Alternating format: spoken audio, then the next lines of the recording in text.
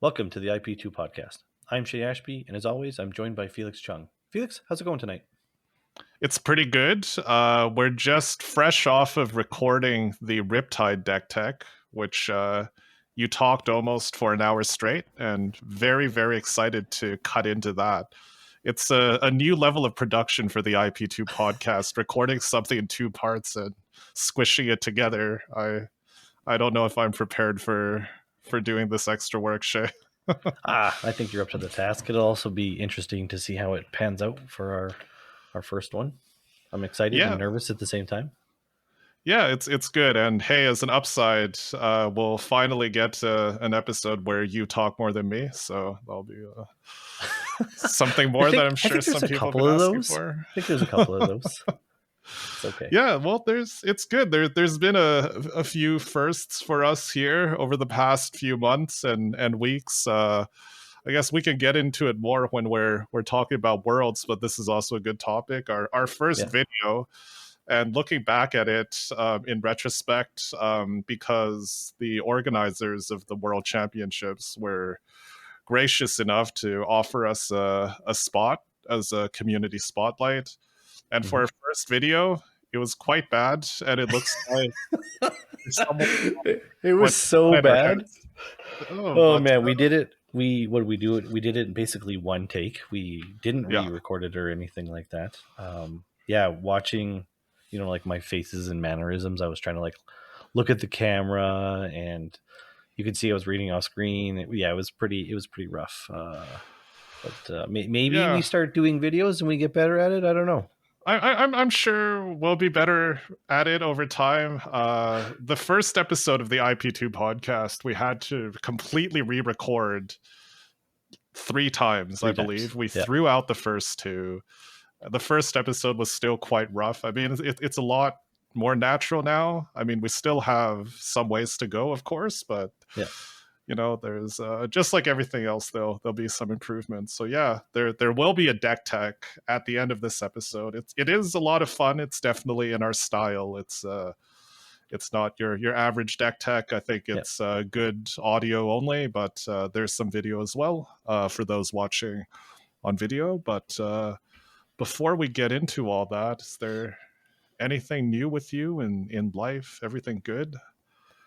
Yeah. I mean, we kind of talked about this before we started. I don't really have a whole lot, but not to get super serious.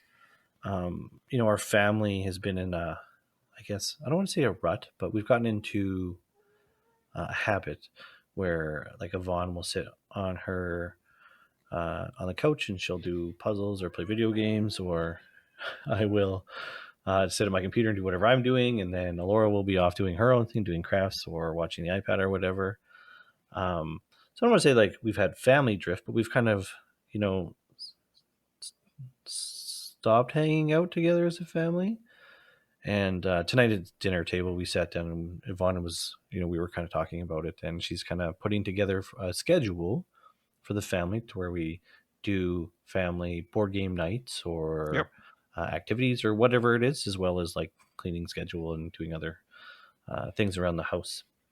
Weirdly enough, I'm kind of excited for it because I've been feeling the lull myself, just sitting at my desk being like, I'm bored doing nothing. And then I have, people in my life that I could be doing things with, um, during the early evening or on the weekends. So we've stopped playing board games. That's kind of sad for us because we're a huge board game family. And so I'm actually really excited to start getting back into playing board games um, with my wife and my daughter, and helping Alora get better at reading. And yeah, so that's like kind of like my family update. Like it's not always like perfect and rainbows and stuff like that. Like it's not like we're fighting or anything like that, but there's always things that you can work on or improve or even just readjust in life. And it's just kind of something that kind of came up while we were talking today.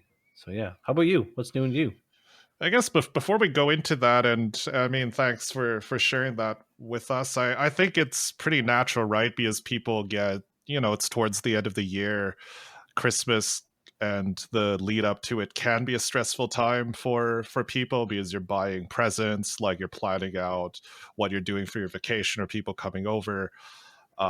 It's a time of financial stress. It's a time where, maybe you're getting your year-end reviews for work or whatever reasons, and people are distracted, right? That Yeah. that doesn't mean that your relationships are falling apart. It means that we're human, right? Yeah. Like, these things happen, and what's important is how you work through it. You work through it productively, and you bounce back and reconnect, which it sounds like you're on your path to doing. So no, and I think that's very applicable advice to people generally, right? Just because you Yeah. you get in a bit of a routine, or a rut, or sometimes things could be dipping a little bit, it doesn't mean you're a failure as a person. It means you're human, right? Yeah. It's Yeah. that's all it is. And like it's um gonna only help our relationships, right? yeah, Like number one, I want my daughter to remember her father being in her life. yeah, Like that's important to me. Whether or not she does is not in my control, but all I can do is try, right? And I don't want her to be like, oh yeah, my dad was never there. And then same with Yvonne, making sure that we keep our relationship healthy, that we keep engaged with each other, and not become complacent was the word I was trying to come up with earlier. So yeah, yeah, and yeah. and No. thankfully we kind of came to that recognition early before it became a problem. Oh yeah. Like I said, it wasn't not that it was. Again, this was just a conversation, but things can spiral out of control. If you don't take care of them. So, No, and thanks a lot for that. the last thing I ever want to portray is that there's perfection happening over here, because that is not what's happening.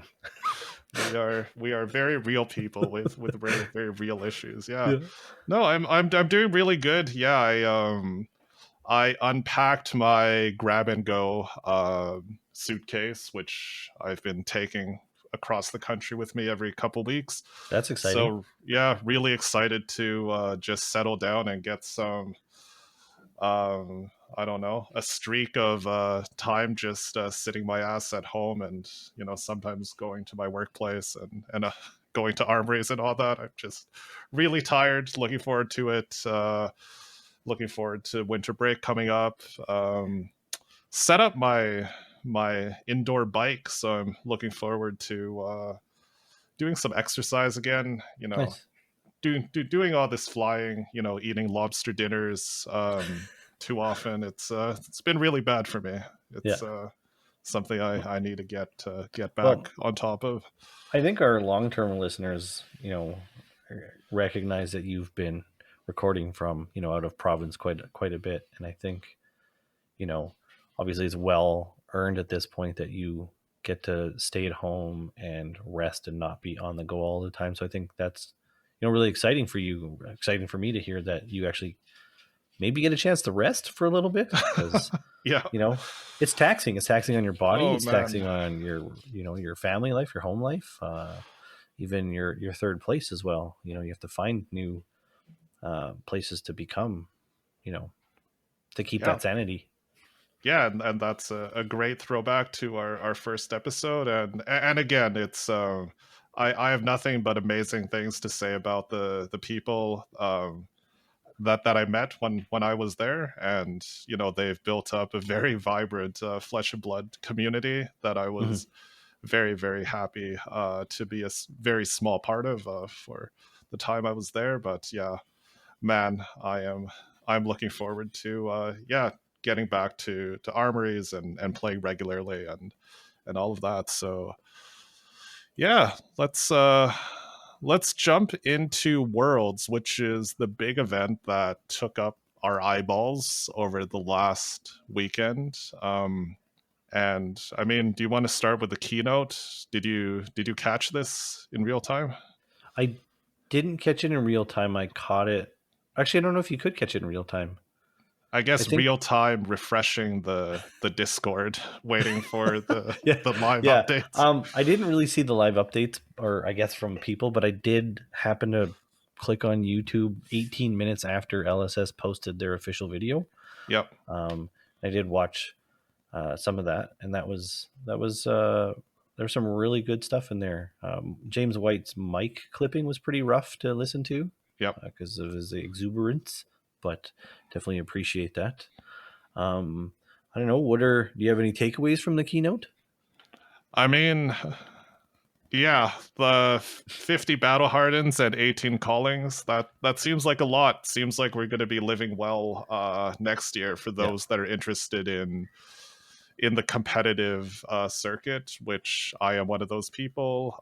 Sometimes as a competitor, sometimes as a judge. So it seems like yeah, there's going to be more and more opportunities for people. Um, and I mean, my other takeaway was bright lights, Kasai, amazing. My hype for this set as a longtime Guardian player and sometimes Warrior player is off the charts. yeah. It's fun seeing people already speculate over the adult Kasai. Yep. Um, yeah. The thing that got me was it wasn't the two PTs. That's I mean that's cool, but it's only like one more than there was in the past. Yep. But like 50 battle hardens and 18 callings, like those are substantially more than we've been getting in the past. And the PTs are cool. Don't get me wrong, but we've talked about in the past they're for a niche amount of the player base. And seeing like 50 battle hardens and having a larger player base have access to more competitive events is really exciting to me. And I actually didn't even know there was already, what was it, 42 battle hardens this year and 11 callings. Yeah. I had no idea. So now knowing that there's going to be like more than one calling a month, that's super cool. And I hope that we can get production teams out to them because I really enjoy watching the live gameplay of those competitive events. They're kind of one of the ways I spend my Fridays or Saturdays and Sundays watching them. So that's Yeah. I'm super excited about that. Yeah. So a lot of cool stuff happening and a lot of cool announcements coming down the pipe. From the keynote, and I see people already brewing Kasai, and I think they announced a couple of the events, including a calling on the northeast of the U.S. in Hartford. So yeah, Oh yeah, that's really right. Yeah, excited to see the trickle of more and more news. yeah. I think one of the major takeaways from the keynote too, as well, that this year there's 3 standalone sets and no Yep, supplemental sets. I don't yep. know if they've completely gone away from supplementals or if this is just something that they're trying.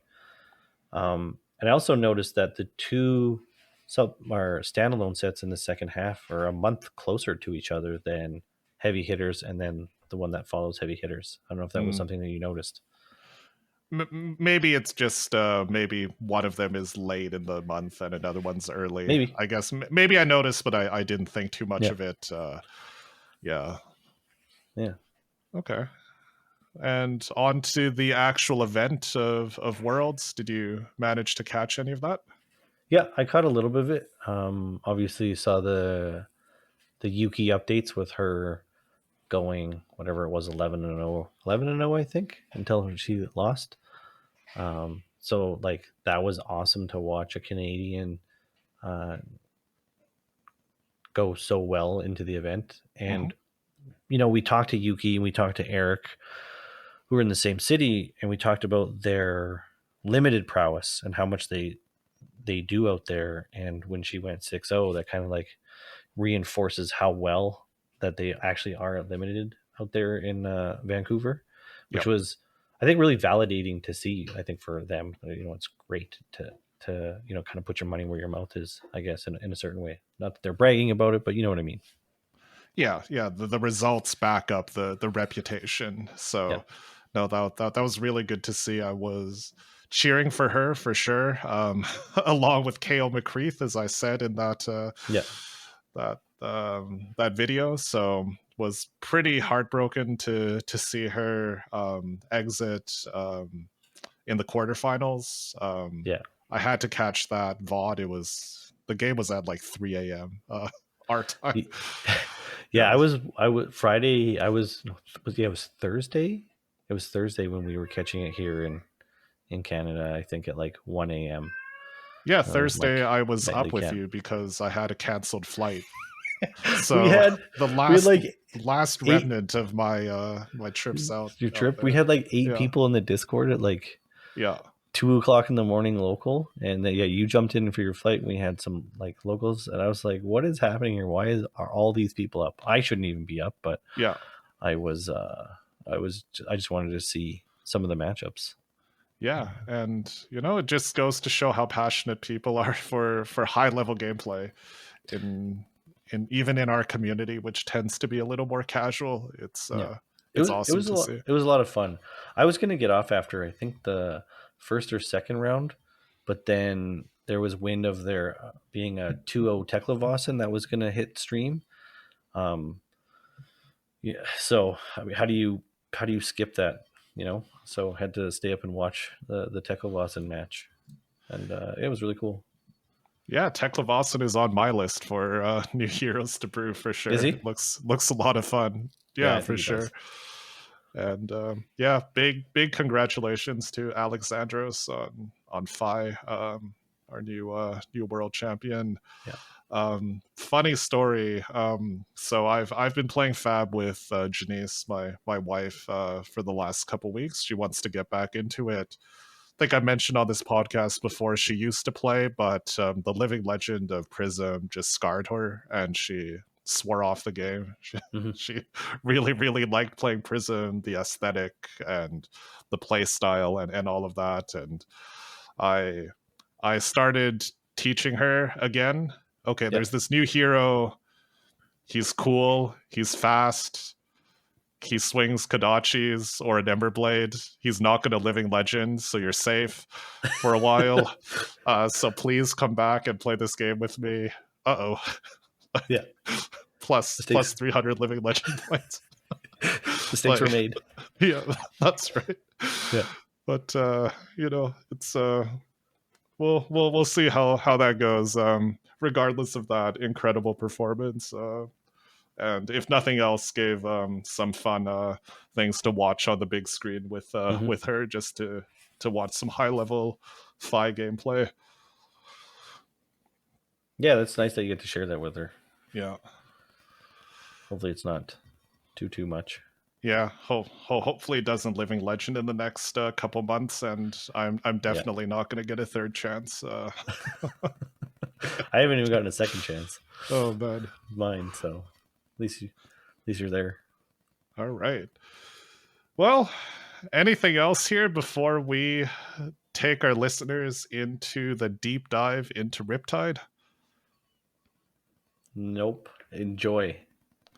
All right. Enjoy. Why Riptide? Did you like him from the very beginning, or was there a particular result or inspiration or card that drew you to him? When he was first announced, checked off a box that I've been trying to do for a very long time, and that's actually win a game using Pitfall Trap. Mm, So when he was spoiled and his hero ability revolved around traps, I was super excited. So yeah, since crew, I've been trying to kill people with a Pitfall Trap, and I haven't been able to do it yet. I see. And could you just remind our audio listeners perhaps what the Pitfall Trap does? Sure, Pitfall Trap is a Crucible Trap, Hmm. so it has to be played from Arsenal. And when it's played from Arsenal, it does 1 damage as it's being played, and then it'll do an additional 2 damage unless your opponent pays 1 resource to stop that effect from happening. Okay. And that's in addition to blocking for 3, 3. and it's a So yellow as well. okay. So it's a yellow block 3, deal 1 with a potential to deal 2 more unless your opponent pays 1. Yeah, So potential 1 card 6 yeah, from Arsenal. and it's getting the Pretty one sweet. damage from Riptide's ability. It doesn't Yep. itself do the 1 damage. Right. Right. Yeah, Okay. No, that's really sweet. So it was really that combination of being able to get that extra value off of cards like Pitfall Trap that really drew you to him. yeah, and I think naturally like to play defensive decks or decks Mhm. that have the ability to be defensive. And again, his hero ability to me says that he wants to be defensive.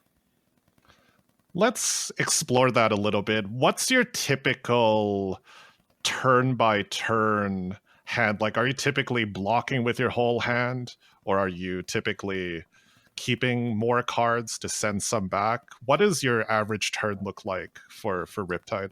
So that's a really good question because there's a couple of ways that you can play Riptide right now. There is the traditional, like aggressive, play buffs, shoot arrows Riptide, But then there is more what I play is, I guess people would coin it as mid range, where you have you can be defensive when you need to be defensive, and you can also be offensive when you need to be. So it really depends on what your opponent's doing. If you can recognize that somebody is playing out some power cards on their turn, um, he's usually very effective at blocking, and that's okay. You can take turns off with Riptide and block out power turns and set up or wait for some of your own cards to come around that you want to pressure damage with. Okay, and it sounds like the way that you play Riptide, then the way that you play out your hands changes based on the way your opponent is managing their threats. And so if they're going full gas, then you're full blocking essentially, and you're Yeah, trying to, yeah, pretty close. Yep. okay, It is definitely a value game. You are obviously looking at, oh, I'm holding a pump that does 3 damage but only blocks for 2. You really have to weigh whether or not using that pump for that turn is worth it, or if you need that 2 extra block to stop some sort of on hit effect or something detrimental that's going to happen to you. So you are weighing those things. It's not always just a straight, I'm going to block because it's a power turn. right. And that's one of the things that I really like about learning about playing Riptide is he's very dynamic in that regard. And those are some of the difficult micro decisions with him, is whether or not you are going to block or use some of the cards in your hand on your turn. And when you have a winning game, how are you typically winning? Are you fatiguing your opponent, or are you going down and trading life with them until you kill them with a good trap trigger? Like, what does a typical victory look like for you? So with the list that we're going to go over with, it was primarily going down to fatigue. Mm, But it's like a double threat fatigue. It's not just blocking and doing trap damage and whittling them down.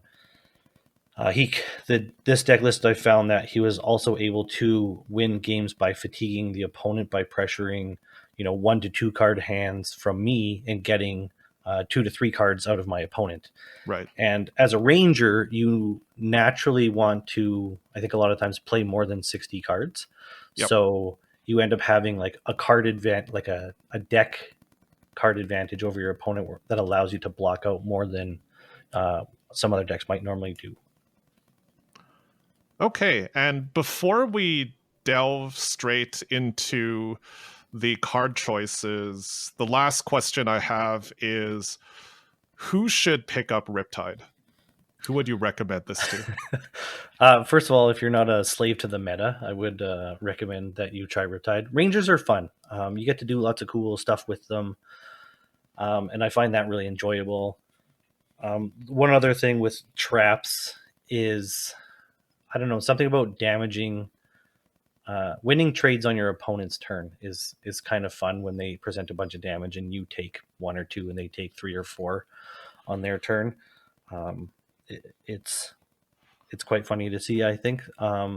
So I think anybody that wants to try something different, if you have angst towards aggro decks, uh, this is a deck that would appeal to you, I think. All right. Well, that's great. Well, Shea, why don't you take us through some of the choices in your deck and in a way that you choose? Sure. So we'll start with the hero. His name is Riptide Lurker of the Deep. He is a 4 intellect hero with 38 health. And he has 2 hero abilities. The first one is whenever you play a card from hand, you may put a card from your hand face down into your arsenal. And the second ability is whenever a trap you control triggers, deal 1 damage to the attacking hero. So the first one, typically you use like a pump from hand, and it'll allow you to either load an arrow for free, so not consuming your bow action, or it's a really easy way for him to load like one of the touch attacks, so death touch or virulent touch, that have to be played from arsenal. So you can play them a turn sooner than the assassins or rangers can. And his second ability is whenever you trigger trap, you deal a damage. So he has a very weak way to guarantee damage, but over the course of the game, it can add up to a lot of damage. Yeah, anything which just gives you incremental value that is free Yeah, essentially is quite powerful. It's not like an ability like Bravo where you have to pay uh to get the effect. You just always have that. And just one other trick that I think you showed me is that that first ability can also help you get around something like dominate. Like if you have a trap from yeah. hand, then you can load a trap into your arsenal and defend with it as well. I've been surprised by that a couple times. I always forget that you can do that. Yeah, you can get 3 cards to block a dominate, um, which is pretty exciting. So you can play a Yeah. trap from arsenal, play a trap from hand, like you said, and then with the trigger from the trap from hand, you get to load another trap or defense reaction, I guess, and play that. So you can, yeah, you can do some pretty wild stuff when you're being dominated, Yeah. which is really cool. Part of one of the things that makes the hero fun is to be able to block a crippling crush for 11 with, 1 card from hand. Yeah. So in this list, I guess there's only 6 pieces of equipment, so lots of room for sideboarding. The first 2 key pieces to the list are Dreadbore and Quiver of Abyssal Depths. Um, Dreadbore is mostly for the text of defense reactions can't be played from hand. This chain link. What that does is it gums up opponents' hands with defense reactions because people naturally want to bring defense reactions into Rangers. So this slows down the ability of your opponent to play defense reactions and block extremely efficiently against you. Because one of Riptide's biggest downfalls is he has a very difficult time pushing damage when a hero doesn't want to take damage. And then the effect of loading an arrow gives it +1, kind of gives you that extra value on arrows. They are usually like 1 for 5 or 0 for 4 plus the cost of loading. So getting an extra +1 helps you present more damage over the game with a hero that has a limited amount of attacks. Rangers don't have weapons that they can just swing all day. So once you run out of threats in your deck, you run out of any gas to finish the game off. Um, So it's important to note that for Dreadbore, the defense reactions can't be played from hand. This chain link it just applies to all arrows. They don't need to be loaded with Dreadbore that turn. That's yes. so you can combo it with Riptide's ability to load an arrow, let's say, Hmm. from from his ability. So that's something that I actually kept forgetting because I Yeah. haven't seen Dreadbore board too much until you you started playing this deck. Yeah. A lot of people haven't seen Dreadbore, and it doesn't matter whether or not the arrow is loaded face up or face down. Right. Like you said, it just matters that it's an arrow and it's always active, and it doesn't matter where the arrow comes from. Do you So find that the combo of Dreadbore needing to pay 1 to get +1, like do you find sometimes you're losing value off the Riptide trigger because you want to pay the 1 anyway off Dreadbore to get the +1? sometimes, sort of. It really comes down to what your opponent did on their turn, Right. and that's one of the micro decisions that you're making on a turn by turn basis. Is can you sacrifice a card to pitch, or are you going to get a resource from Trench, which we're going to go over in a second here? So sometimes yes, but if you're holding a pump, it's often better to play a pump from hand and use trigger Riptide's ability and load an arrow and then fire a 0 cost, because you're getting 3 points versus 1 point Right. if you pitch. But sometimes maybe it's a key card that you want for late game, so then you can pitch that pump or arrow and get it for late game and set up. One thing that Riptide is really good at is pitch stacking Right. uh, because of Trench and the bow. All right. No, this is already very a little bit complicated, but I like it. Please I please know. continue. So the second part of the equipment is the Quiver of Abyssal Depths. Basically, it's just a free remembrance that you're going to be using. I don't use it very often.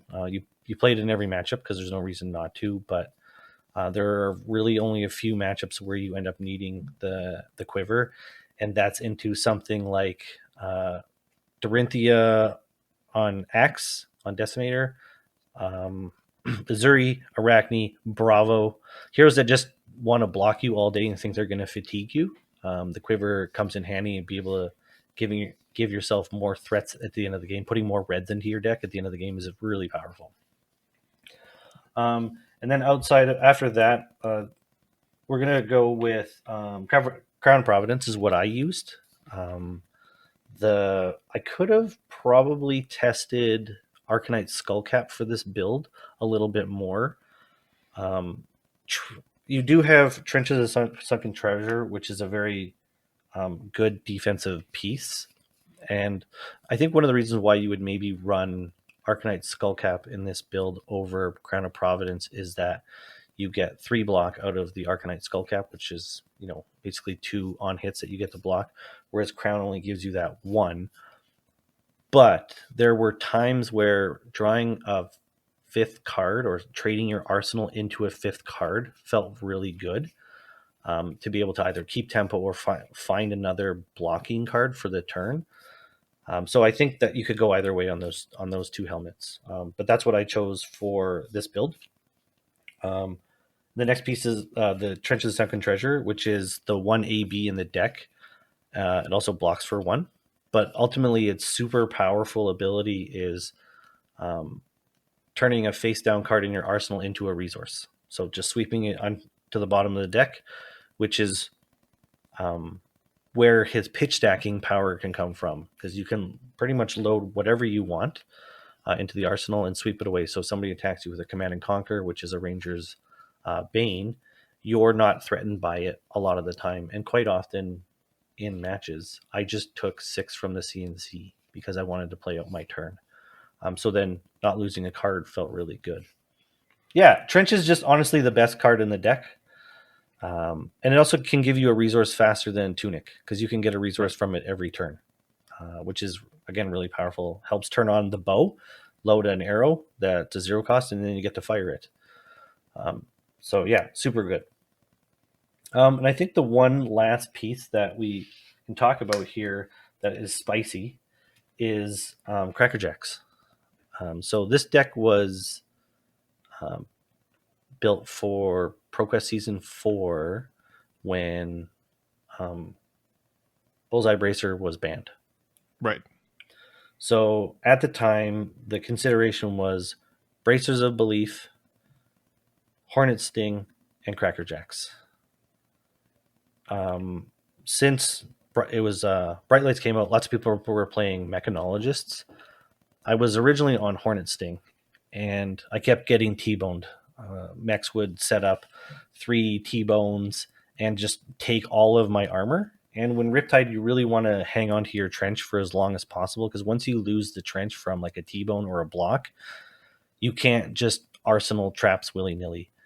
Because if your opponent doesn't attack you and you have a trap in there, you just completely take a turn off and lose all momentum, and that's quite bad for him. Braces of Belief was a choice, but I found it in the early version of the deck where I had up to basically 26 pitch cards in the deck, between like 10 blues and then up to 16 yellows. And so I was quite often just hitting a yellow off of the top. And it showed my opponent information. It gave them, that was the most critical piece. It could show them a super key trap, like Collapsing Trap, or something that was very detrimental they knew was coming. And part of what makes Riptide good is your opponent doesn't know what you're going to do on any given turn, because you have so many different types of cards in your deck. So I ended up settling on Cracker Jacks because it had 0 blocks, so it could be the first card I put up against a T-bone. Yep. And its ability gives any attack action card +1. So it's not just arrow focused. And in the deck list, there is 12 attacks, like Command and Conquers, E-Strikes. So I can turn a Death Touch or a Command and Conquer into a 7 or 10 value attack, which is really powerful late game. Just even getting 1 that Command and Conquer for 7 in the late game, getting an extra card or a piece of equipment out of your opponent is super huge. So that's why I ultimately settled on Cracker Jacks. No, that makes a lot of sense for all those reasons. We also skipped over perch grapplers. Is that mostly just a It's just block block. too? Yeah, Okay, sorry. Yeah, got it's it. just block. There's nothing more to it than the blocking value. There, again, you can make an argument for snaps. Just depends on how you want to play the deck. Right, Again, this deck can actually be played aggressively, right, which is one of the things I like about it. Is it's not just defense focused. right. So there could be a merit for that, but I didn't get a lot of time to test Bracers of Belief or Snapdragons before I settled on this deck for the PQ season. So definitely something to consider. Makes sense. The first group I'd like to go into, I guess, is arrows. So for this list, these are the arrows that I settled on.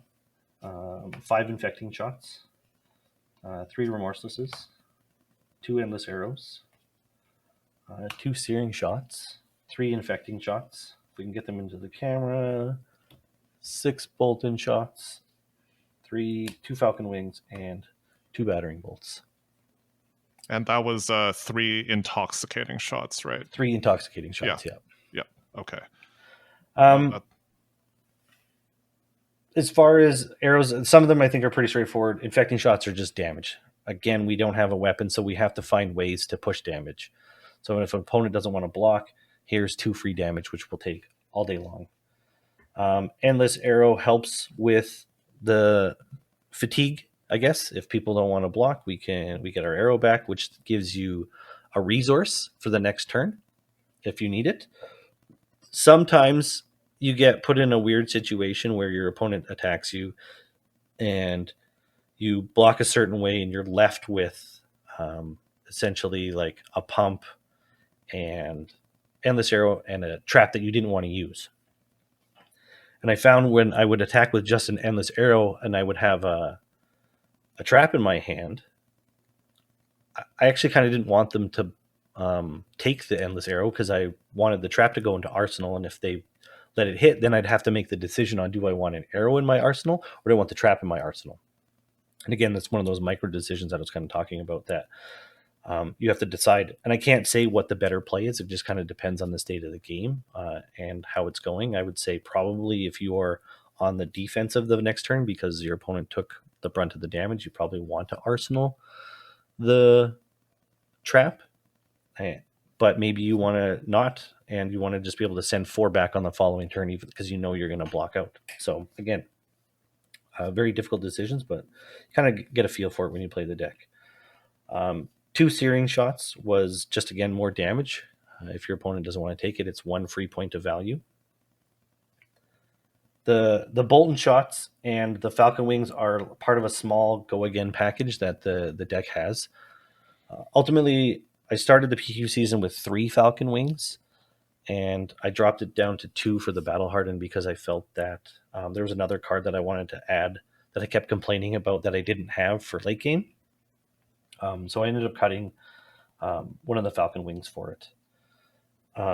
Intoxicating Shot is a really good arrow and a really bad arrow.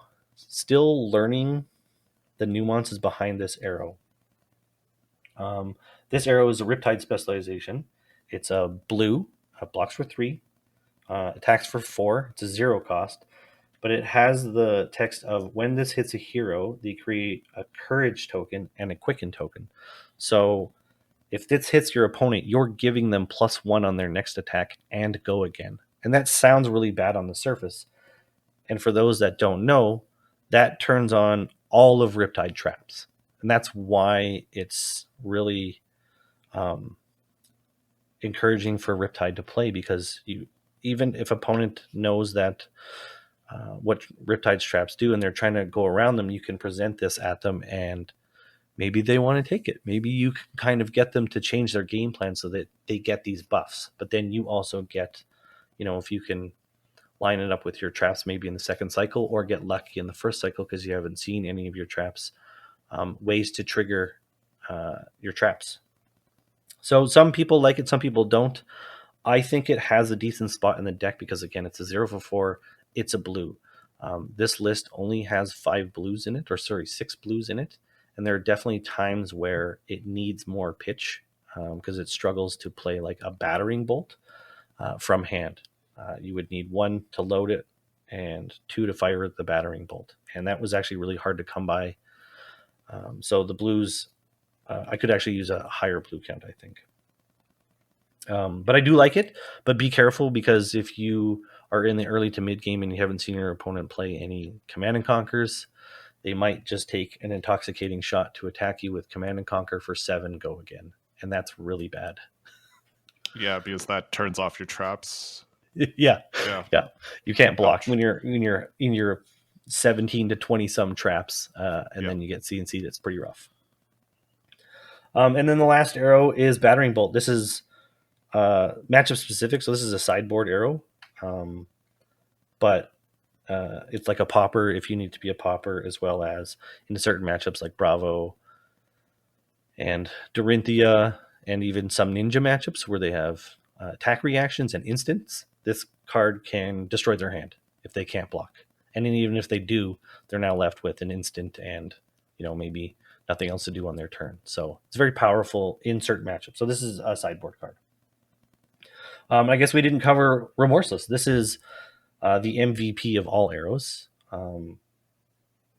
This is a must 3 of in Riptide, as far as I'm concerned, because in combination with Dreadbore, your opponent cannot play any defense reactions. Remorseless stops defense reactions from being played from Arsenal, with Dreadbore stops them from hand. So it's you usually either get damage through or they give you their hand and they don't have a turn anymore. And that's another thing with Riptide. If Remorseless hits, then you're getting free value off the Remorseless trigger as they play action cards on their turn, which is damage, again, that Riptide needs to do. So, yeah, that's what about the arrow package. Any questions?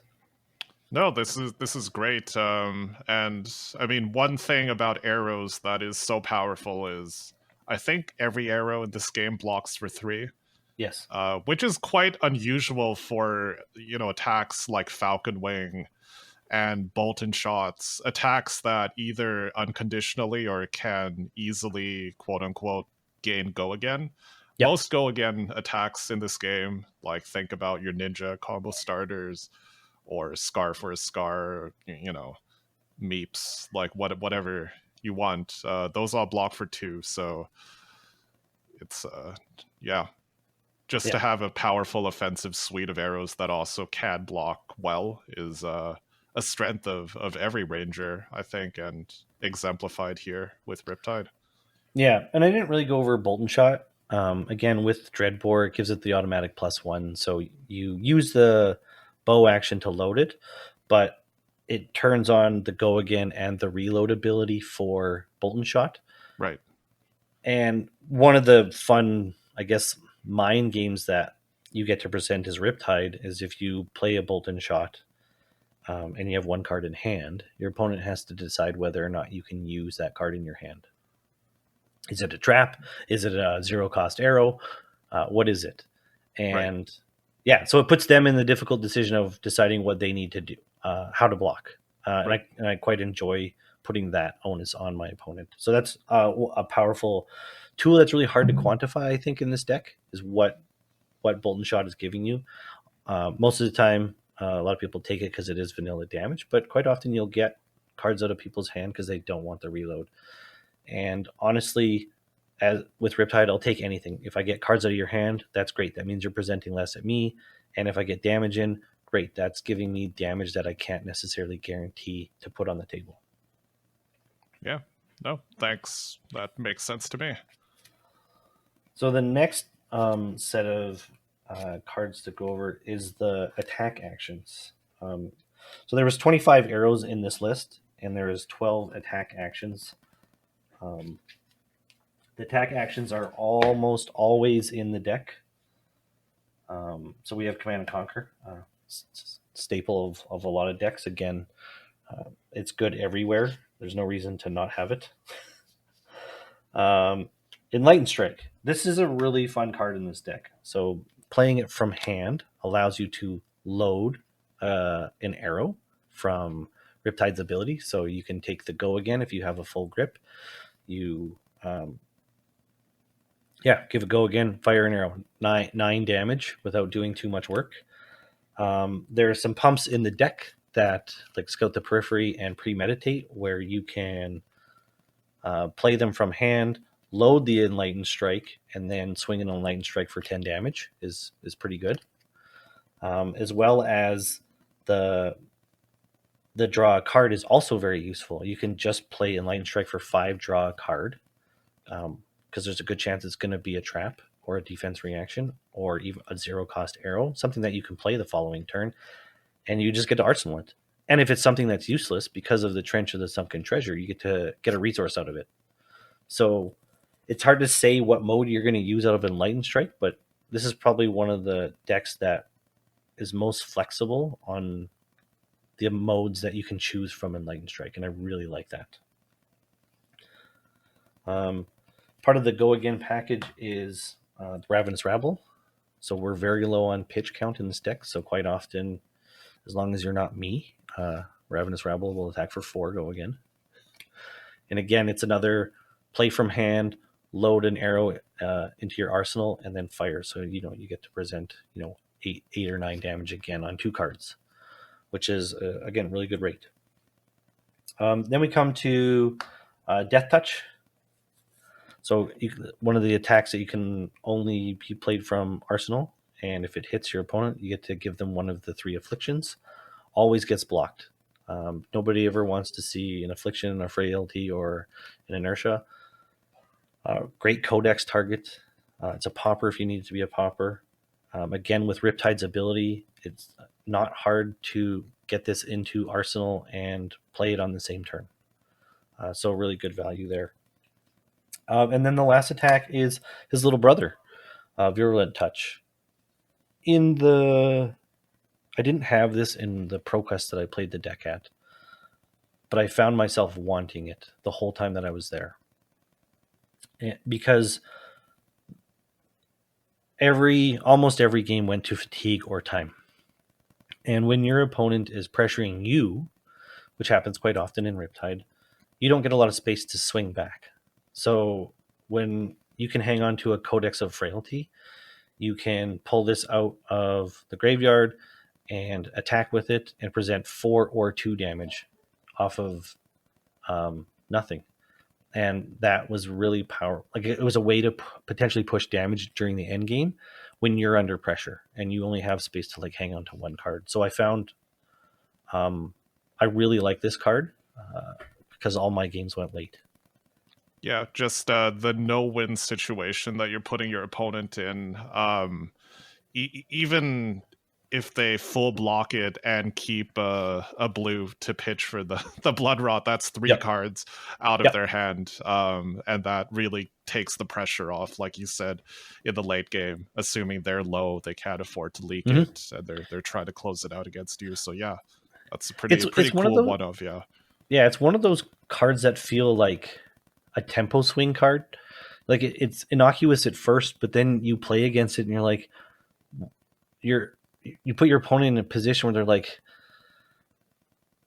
I'm gonna lose tempo because of 1 card, because of what it's doing. It's one of those things I always felt into Lexi when they play Endless Arrow. You're like, well, I don't want to give this card back to you because it means you're gonna have a 3 arrow turn the next turn. Yeah, I feel like this Virulent Touch does sort of that thing that puts your opponent in a no-win situation, right? And gives you space to sort of claw back or get tempo back. No, that all makes sense to me. And man, just being able to load a Death Touch with Riptide's ability and send it that same turn after a Go Again attack seems pretty good to me. Yeah, playing Premeditate into Death Touch for 9, yeah, it's pretty good. I like it a lot. Sounds good. Next is the Pump package, I guess, or buffs. Premeditate and Scout the Periphery, because Premeditate's busted. We all know getting a Ponder is really good. But these 6 pumps target basically anything in the deck because you play them from hand, and then you load a Command and Conquer, an E-Strike, or an Arrow, and they get the +3 buff. Yep. The and then again, people don't like giving Riptide Ponder tokens, so they quite often will block the attack, which again is good. And Scout the Periphery ability is not super impactful. I almost always look at my opponent's deck because there's nothing you can do with the top of your own deck. So just gaining, information on what your opponent has access to the next turn can be powerful, but ultimately was never like game breaking or anything like that. But still, a nice to have. Lace with Blood Rot, just damage. Again, giving your opponent more things to think about whether or not they want to take damage. Yep. Is good. Seek and Destroy. I found that this one's hard to measure whether or not it's good. A lot of people don't like the effect, so they'll block it.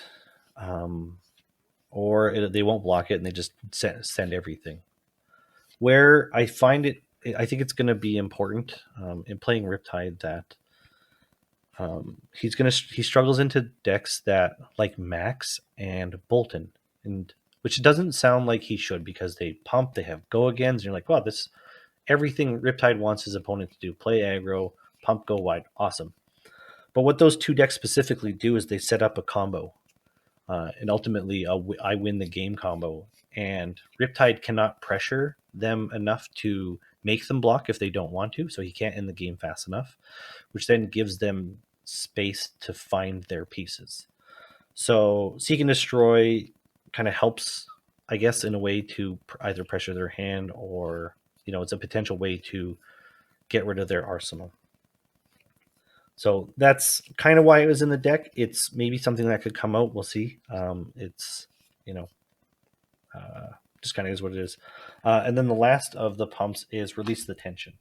And for those that are not familiar with Release the Tension, it's a +3 buff to your next arrow attack. And defense reactions can't be played from the arsenal this chain link. So it's similar to Remorseless in that you get to basically put a Remorseless effect on an arrow. Now, the reason it's in this deck is it's primarily in the deck for those decks that want to block and not play the game. So Bravo, Dorinthia. This is something that I was trying to unsuccessfully pitch stack for late games. Find like an endless arrow and Release the Tension with it and gum up your opponent, their hand and their arsenal. And if you could line it up with a Seek and Destroy, that's a really powerful turn. I wasn't able to do it, but that is the, I guess, theory behind having Release the Tension in the deck. And I think it stays in the deck, and I might even increase it going forward, depending on how the meta shakes up.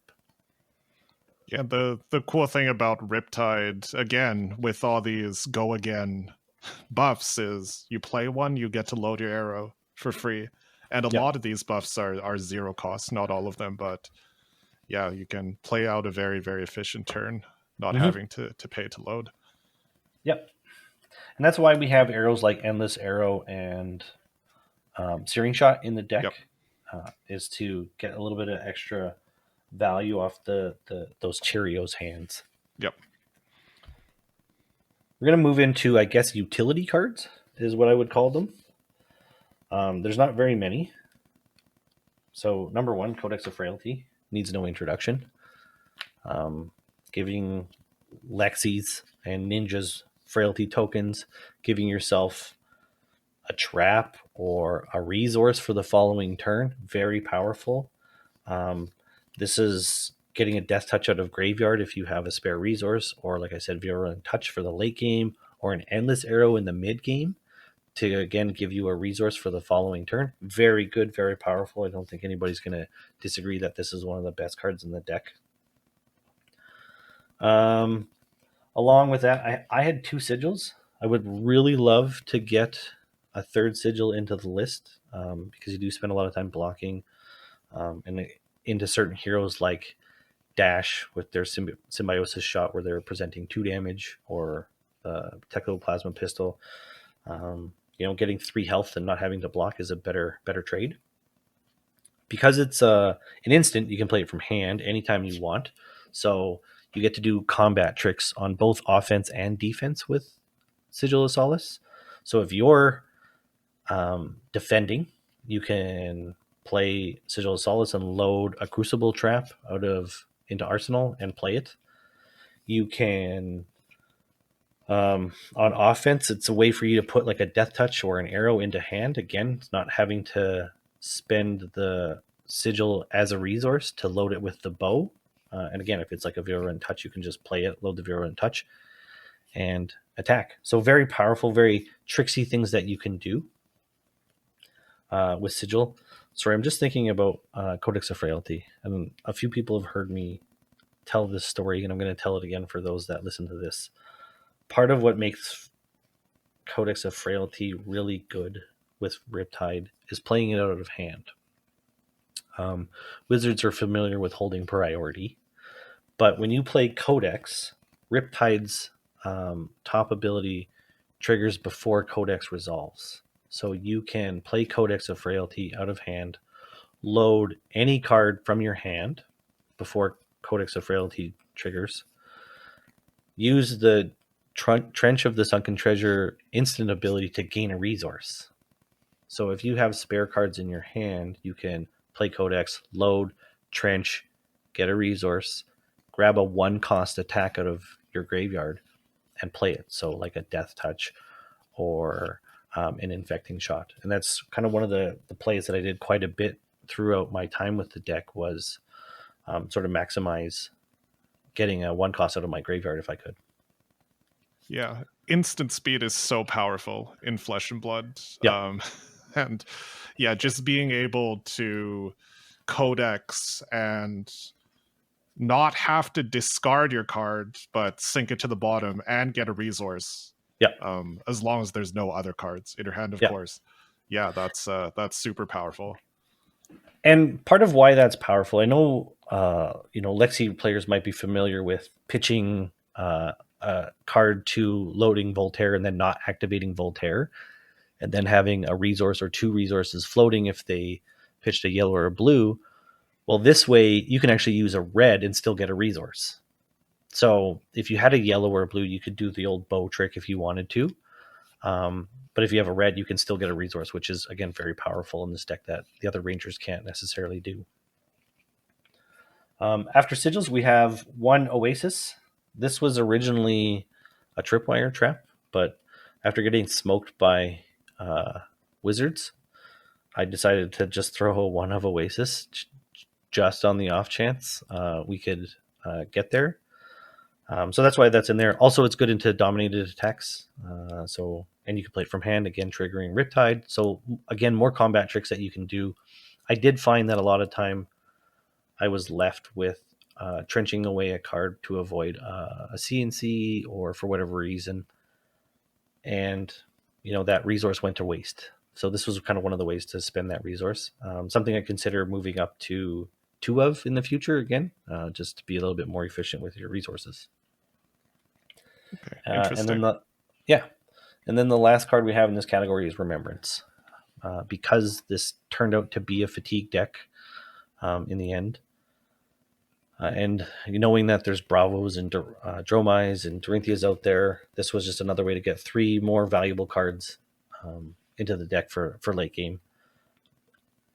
I used it once, I think, in over the events against, again, a Decimator Dory, but it's just a safety net to not lose to your own fatigue matchups.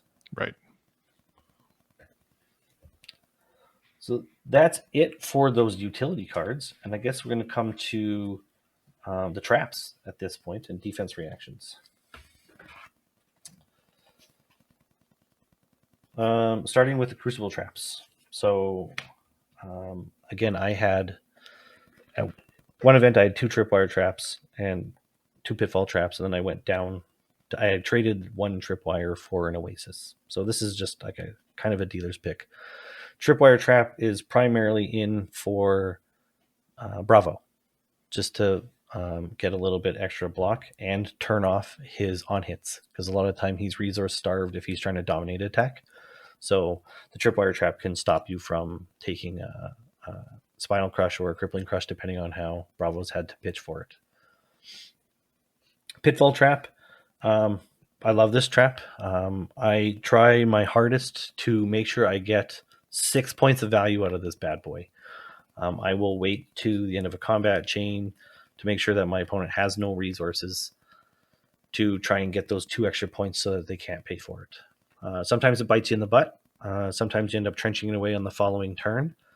So I don't know what the right play is. Again, it's all contextual to the state of the game, but I definitely try really hard because when you get to block for 3 and then send 3 back, that is very, very good value trade. You're kind of seeing a theme across the whole deck is it is a numbers game with him, and you're trying to get those incremental advantages over your opponent on game by game.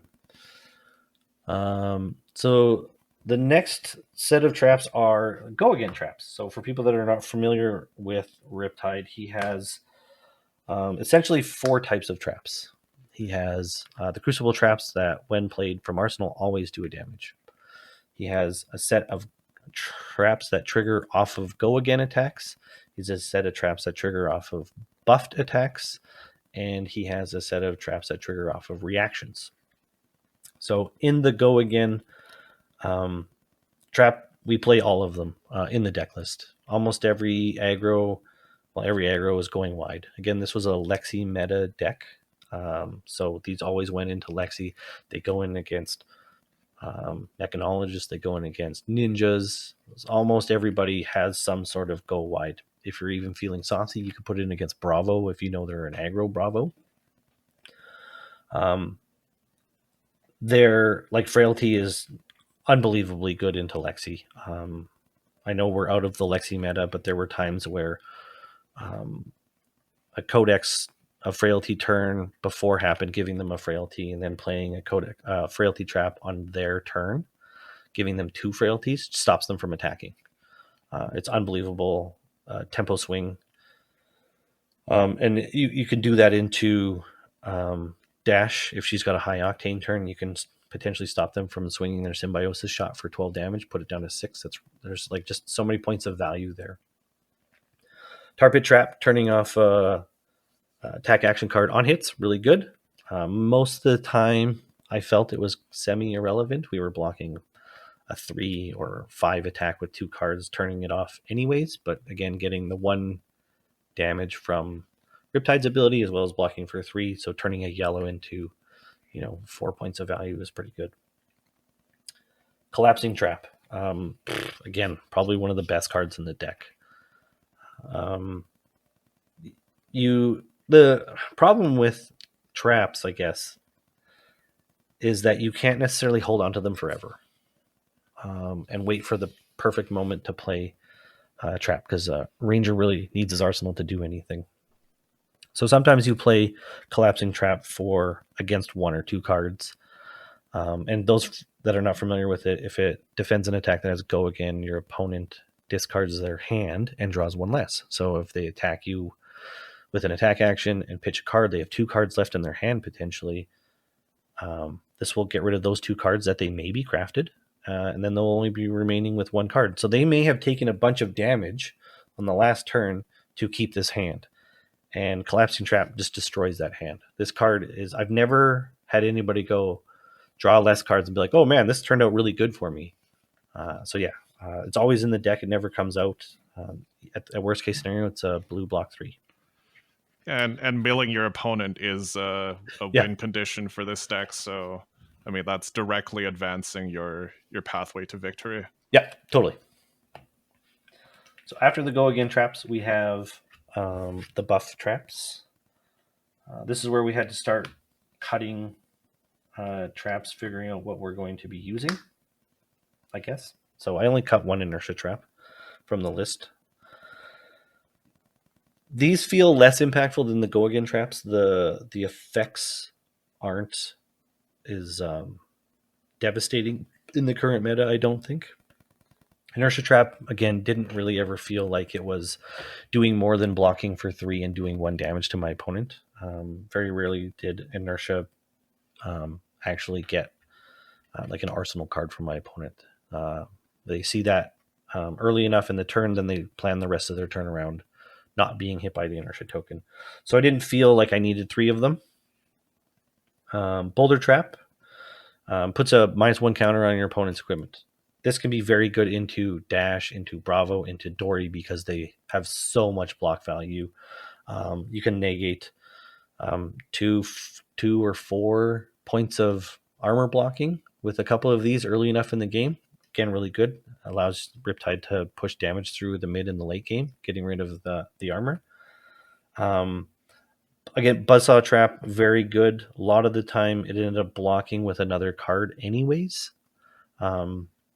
So not super impactful a lot of the time, but into something like Arachne or Azuri or Dorinthia where you know they're going to buff stuff or buff attacks, you can get some cheeky plays off and maybe take less damage. Really good into Dorinthia if she's with Dawnblade. You can get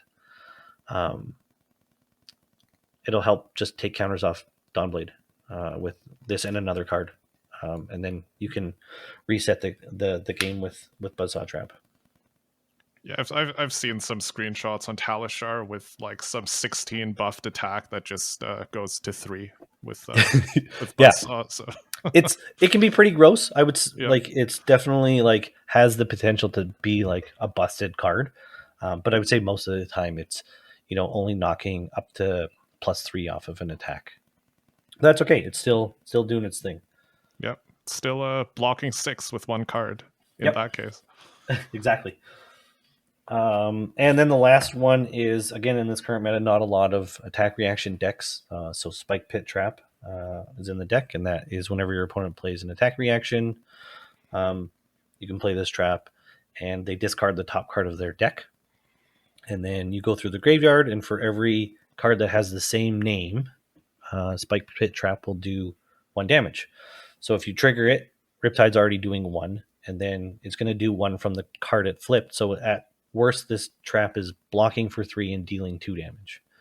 It can go up as high as 10 damage, I guess, if you're lucky. I was able to get 5 points of value against 5 damage against a dash. I got a throttle, and there was 3 other throttles. So again, pretty good. It did. Was that 7 damage? 8 damage. So It's yeah, pretty it's pretty decent, yeah, from 1 good. card. This is a sideboard card. It sits out most of the time. You bring it in against Warrior, maybe a Bravo, and Assassins. But yeah, it's there because it's a legendary trap and it can do busted things. So I think that concludes the deck itself. That's Yeah. what I took to a Battle Hardened and a PQ. I don't So know. high level, what changes now that so we've been through the deck that you brought to the PQ season and also to Battle Hardened Vancouver, which you did very well at. I think you were 18th in Yeah, that I finished event. 18th in a Yeah, 72-person Battle Hardened. yeah, really good, especially for Riptide, but really good on any deck. Would you consider doing something like bringing back Bullseye Bracers, or how would you tailor the deck now that Lexi is out and Bullseye is back on the table? Like, what are you brewing with now? So I haven't touched the deck since, but I would consider Bullseye Bracer is just as good as Cracker Jacks. This is a dealer's choice thing because Bullseye Bracer only affects arrows, but it Yep. can load an arrow from hand. So that's really good. Cracker Jacks affects any attack in the deck, so they're both +1. It's where you think you're gonna, I guess, get the most value or most efficiency or plays that you like by using one of those 2 cards. Then the other consideration, because this is a fatigue deck, is actually Ironhide Gauntlets. I mentioned earlier that I left resources floating quite often in games from trenching away due to a Command and Conquer. Yep. Well, again, it's a 0 block for all the T-bones running around, and this is a way to spend that 1 resource to give you 2 more life essentially. So I would consider any of these 3 options going forward. I think they're all fine, and I don't think anyone has a benefit over the other that stands out. Okay, nope, that makes sense. Other cards to consider. People might ask me why I am not playing New Horizon. I tried it. If you're going to run New Horizon, you're going to run 3 Heat Seekers. But again, I'm not running Death Dealer, so it's just Dreadbore. So the only way to get 2 cards in Arsenal is either Heat Seeker hitting and Codex of Frailty. So your Ponder triggers is the only way you're going to get 2 cards in Arsenal and set up some 6-card attack. I personally found that with the amount of defense reactions in the deck, that getting a face-up defense reaction can be kind of detrimental. Obviously, it's showing face to your opponent, and they have to work around it. But I did play in it against an Icelander, and he let Heat Seeker hit, and I had put a trap there face up, and it was literally stuck there all game, and I was stuck to 1 Arsenal for the entire game. Still able to play through the game, but it basically handicapped me for the rest of the game. So I don't like cards that can basically screw you on the spot. Right. And that's what I felt Heat Seeker was doing to me. So that's a consideration. Some people might like the play pattern of it. You have to think more about your decisions and the game state if you're going to do New Horizon and Heat Seeker. Are there any other cards that are in the maybe list, or that yeah, I have a few yeah. Actually. So I have Codex of Inertia and Sedation Shot. I haven't tried these, but again, talking about heroes that have combo win game plans. So whether it be Icelander, whether it be Max or Bolton, or anybody else that likes to sit a card in Arsenal, maybe a Phi with a Art of War or whatever they're running. Codex of Inertia is a way to basically guarantee that your opponent either has to play that card or lose it. Whereas something like Seek and Destroy or Sedation Shot are on hits that they can potentially stop and just wait for another turn. But these are some cards I'm considering if those Arsenal heroes become predominant, I guess. So that's what I would consider if that's becoming a problem in your meta. We can always do the spicy one of Razor Reflex. I did have it again early, but I cut it due to this version of the deck being very light on resources. With there only being up to 6 blues in the deck, you need 1 resource to load off of the bow potentially or fire, and then you have to have 1 for the Razor Reflex. So a lot of times it wasn't easy to play the Razor. So that also means that you're stuck not blocking that turn because you're holding on to cards for resources or the Razor. So something to play around with. And then I mentioned that maybe I would stick another Oasis in as well. So those are the cards that I'm considering currently. Yeah. No, not sure. Got to do some more testing. Yeah, no, that makes a lot of sense. And I guess the last part that we can go into here is sideboarding, and we will provide the link to your deck on February with all the matchups included. But I guess when it comes to sideboarding, I guess what's your philosophy here? Like, do you have just a general package and different things come in and out? Kind of. So I was very loose in the events with my sideboarding. I actually didn't have an actual sideboard guide for myself. Basically, I strip out all of the traps and the cards that you see here, plus the battering bolts, and that's the active sideboard, I guess. And then so we're showing 2 release this tension, 1 tripwire trap, 2 battering bolts, 1 oasis, 1 spike pit, and remembrance. Yeah, and then all of the traps. And all of the traps, okay. Yeah. And you assess, I guess, who you're playing against. Are they a go wide? Are they a pump hero? Are they both? And then kind of decide what you want to put in for traps. And then do you need the utility of these cards that I've set out, like the battering bolt or the release of the tension? Do you need to push damage? There is no hard and fast rule, I think, for a hero like Riptide, where you Sure. have to be on 60 cards. You actually don't want to be on 60 cards. I think only in a handful of matchups, Icelander, Max, and again, maybe Bolton, that you want to be as close to 60, because you, in the aggro matchups that are setting up a combo win state, you actually don't want to block. You don't want to be necessarily trying to trigger every single trap. You need to present damage and kill them before they can get their combo off. That's kind of my theory behind it. So I would be putting in like the release tension and taking traps out that I don't necessarily need to get as close to 60 so that I can pressure them with damage. Sure. But outside of that, I probably played 64 to 68 cards in almost every matchup. The one thing that I learned with this deck, it's just going to sound kind of ridiculous when I say it, but it makes sense. The blocking cards are the blocking cards, and the attack cards are the attacks. In traditional decks, you can block with your attacks, and you can pitch them to be your weapon. But in this deck that doesn't have a weapon, that doesn't have a guaranteed way to present damage, you have to use your threats as threats, and it hurts to give them up. So you kind of want to be blocking with your blocking cards. But on the other side of the coin, you want to pitch your traps for late game so that they can be a win condition. And you're also okay with blocking because you can play really efficiently off of 2-card hands or 1-card hands, or take a turn off because your opponent has a big blowout turn. And you're playing above 60 cards, so you can give more cards up to blocking. Right.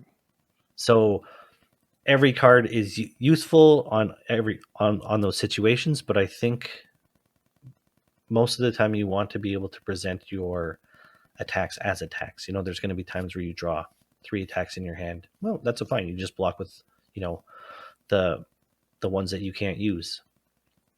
But if you can block with your blocking cards and present meaningful attacks, you'll get cards out of your opponent's hand, or you'll be achieving what you need to do anyways, and that's chipping away their life. No, that makes sense. And I guess just from a matchup perspective, Lexi's gone now. Yeah. What are the matchups which you feel the most comfortable in playing Riptide now? What do you want to see across So the table Riptide, from you? you still want to see aggro. He's very good into aggro. It just turns on all of his traps, so you get value from your traps. They don't want to block, so your arrows that usually have meaningful on hits can go through. You don't want to see Illusionist. You don't want to see Wizard. Those are, in this deck list, those are auto losses. I hate to say it, and I never do it, but you might as well just pack up and go have lunch. Into something like Kano, you can't present more than like 9 or 10 damage on a turn if you're lucky, and they just get to block and set up their combo turn. They have all the space in the world to just kill you. Dromai, you don't have enough go wide. You don't have a weapon to kill dragons. There is, in this list, there's 7 poppers plus a remembrance. So in the Dromai matchup, if she finds her break the embers, I think the game's pretty much over. But you want to try and race Dromai. One thing that I've been meaning to mention while I've been talking is my list has 17 traps and 6 pieces of equipment. One of my theories was that I wanted it to be kind of close to 14 traps. I know it's less damage in other matchups, but in the matchups like Dromai and Icelander or Wizard, traps don't do anything. And so being close to 14 plus your 6 pieces of equipment is your 20 cards that are not in the deck. And so if I could not have traps in the deck, because they're useless against Dromai, they don't trigger because they're allies that are attacking her, that you have 60 meaningful cards or close to 60 meaningful cards in the deck to give yourself a fighting chance. So I know I said get up and walk away, but if you're in a top 8 or a top 4 of an event, you're not going to just pack up your cards because you're up against a Dromai. You got to play it out. So, that's kind of the theory behind trying to be able to play into those matchups. Um, and then I guess kind of one of the other elephants in the room are those Bravos, Azuris, and Decimator Dories that do the block 9 swing 4. Into those matchups, you're literally throwing every card in the deck because, again, the blocking cards need to block and the attacking cards need to attack. And you get Remembrance and you have the Quiver to get more cards in deck than your opponent. There is no strategy. If they just want to sit there, block and swing, or just block, there is no strategy to force damage. Again, other than pitch stacking, a battering bolt, or release attention with, another relevant buff. And that's why they're in there, is to push through damage. I have yet to actually go into a matchup where an opponent refuses to play the game. Did have a Fatigue Azuri and a Fatigue Dash do it, but sometimes they just find hands that they don't want to block with, and those are your windows to get damage in. Going back to the block 9s again, this list I found very good at being able to present damage all the time, because you can use if they're not going to block, you can use your defensive cards as pitch fodder for the turn. Playing into very defensive decks, I was able to get armor, almost all my opponents' armor, very early in the games because I was playing like a Premeditate into an E-Strike into like an Infecting Shot or an Endless Arrow, and they can't block all of that, so you start to get some of the armor. And if you can set up like a double Blood Rot attack, you get more armor and more cards. And again, you're presenting less cards than they are blocking with, so you're slowly fatiguing them out. And since that you've put in 74 cards into your deck, you got lots of room to play with, expending cards.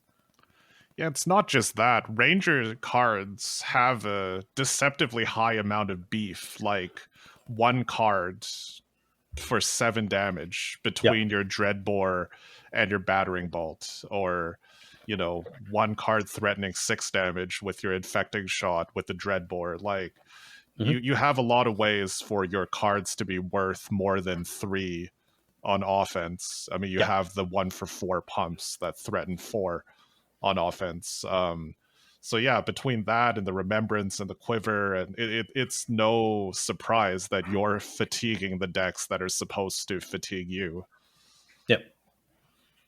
That's definitely a thing that I found throughout playing them over the events, that it's a both way fatigue. Like you said, you can block or you can present damage, and that 7 damage leaks 1 damage, or it leaks 4 damage.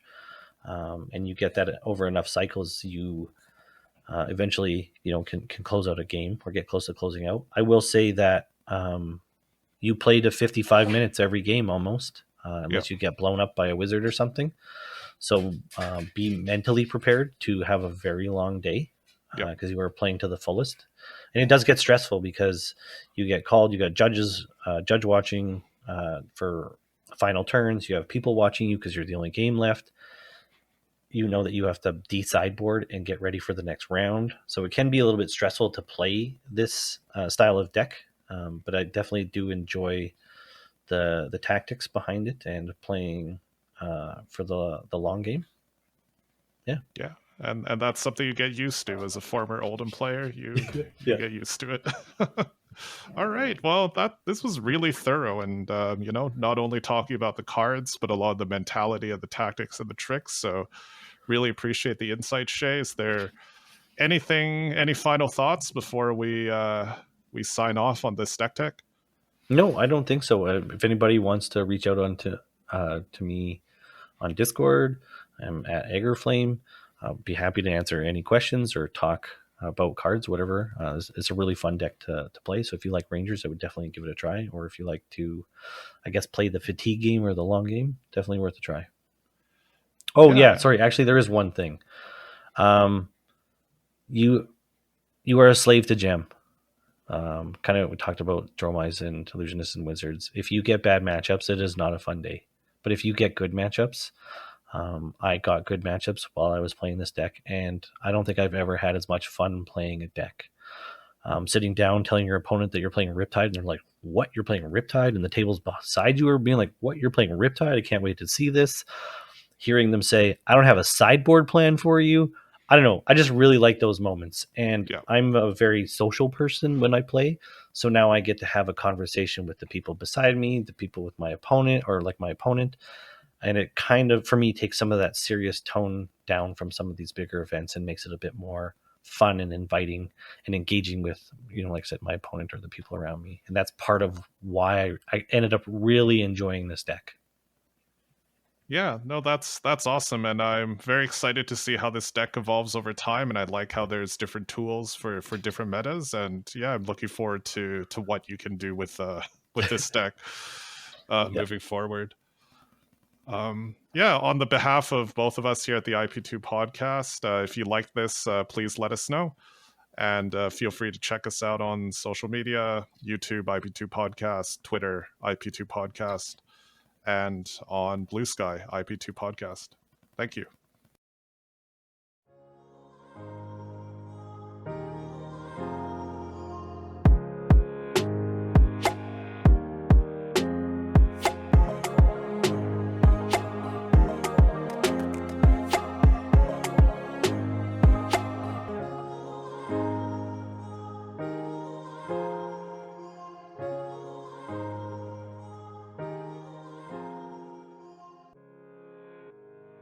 Sorry. Can we restart? Sure, of course.